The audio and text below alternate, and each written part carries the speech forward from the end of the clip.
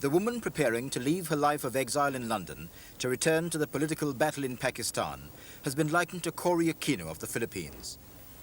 Benazir Bhutto's goal is to unite her country's disparate opposition and to defeat the president who ordered the execution of her father.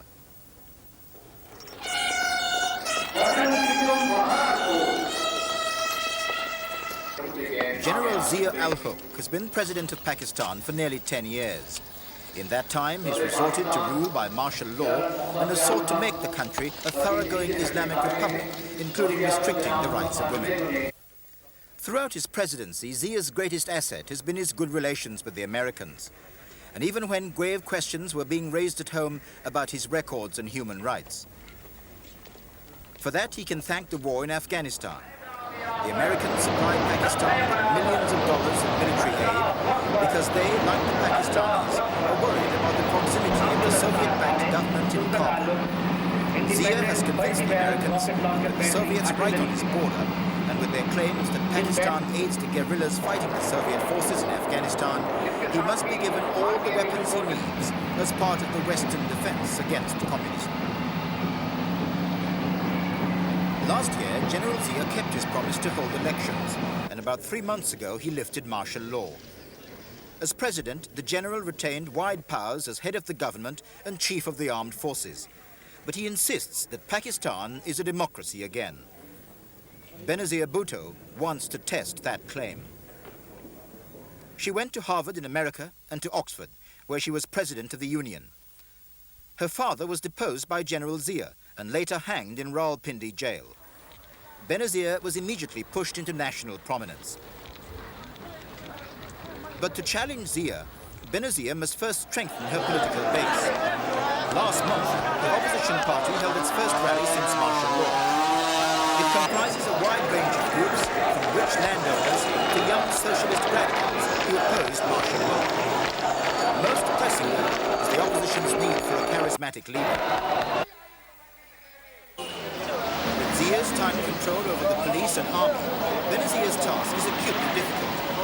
But opponents, perhaps sensing the extent of her support, are already hinting that her return may herald the reimposition of martial law. I have no doubt that when Ms. Bhutto comes back to Pakistan, large numbers of people will go to wherever she is to see her and to hear her. And this is likely to create an optical illusion, like the whole of Pakistan is at her feet.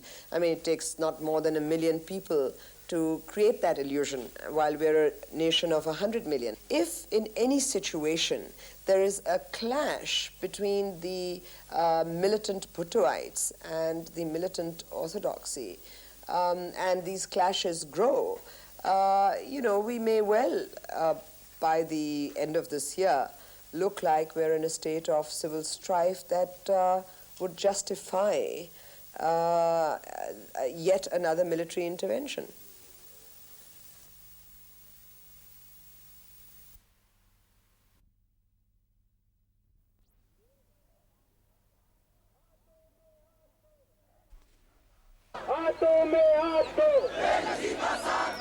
Ms. Bhutto's arrest came after she led 7,000 of her supporters through the streets of Karachi.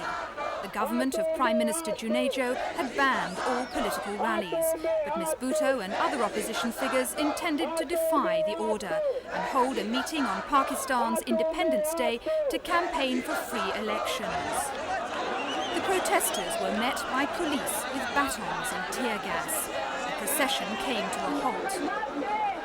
Ms. Bhutto rallied the crowd around her to begin her speech.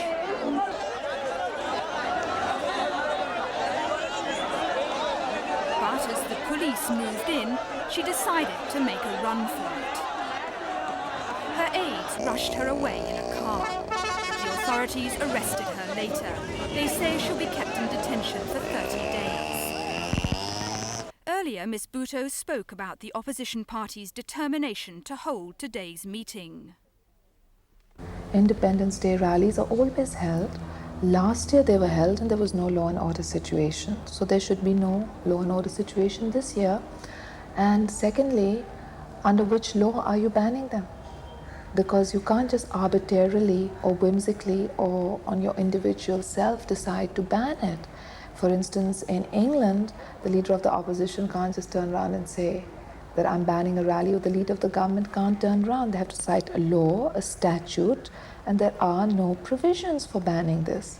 So the combined opposition said that we are holding it because it's our fundamental right to observe Independence Day. If you are concerned about law and order, we will be happy to maintain the peace. All our rallies so far have been peaceful, so leave it to us. It will be peaceful.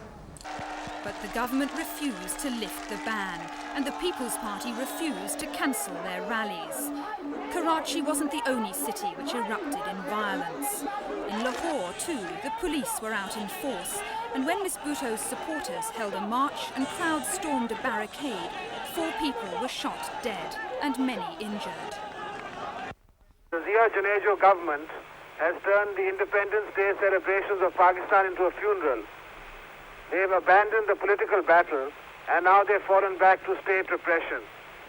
3 people have been confirmed dead and possibly more.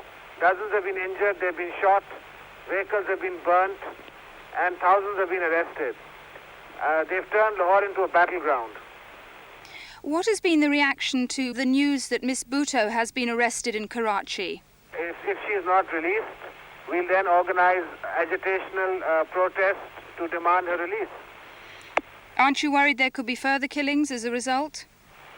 Well, that's not our responsibility. If they want to shoot at us, that's their job. We are not violent. Ever since her return in April, Ms. Bhutto had lived with the possibility of arrest. After 9 years of military rule under General Zia, Pakistan now has a civilian government. But Ms. Bhutto, with her massive rallies, had tested the country's new democracy to the limit. One of her strategic assumptions has been that if she was arrested, that the party would then organize a massive street agitation which would demand her release and also hopefully topple the government.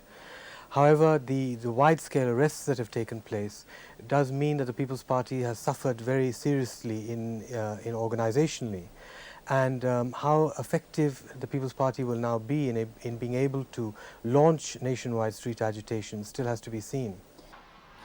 Prime Minister Junejo attended the official, more peaceful Independence Day celebrations.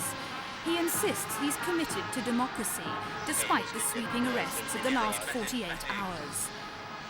The military have been keeping a low profile, so has President Zia, but there are fears that the army could take over. Prime Minister Junejo has constantly got to look over his shoulder at the army and to see what the generals are planning. Pakistan is a democracy, and clearly he would like to see the release of Benazir Bhutto and these politicians as soon as possible, so as to prevent a long-term confrontation. Any long-term confrontation would benefit the army because it would clearly come back and reimpose martial law. It makes us all more determined. Not only more determined, but with each step forward we feel more encouraged, because they are weakening, they are crumbling, they are the ones who have suffered all the setbacks. It's their nerve which has cracked, and ours won't. Ms. Bhutto's supporters say they intend to agitate for her release. Tonight, the police are out in force on the streets of Karachi and Lahore. The army remains in barracks, but Prime Minister Junejo is under pressure to solve the crisis quickly if he's to maintain democracy in Pakistan.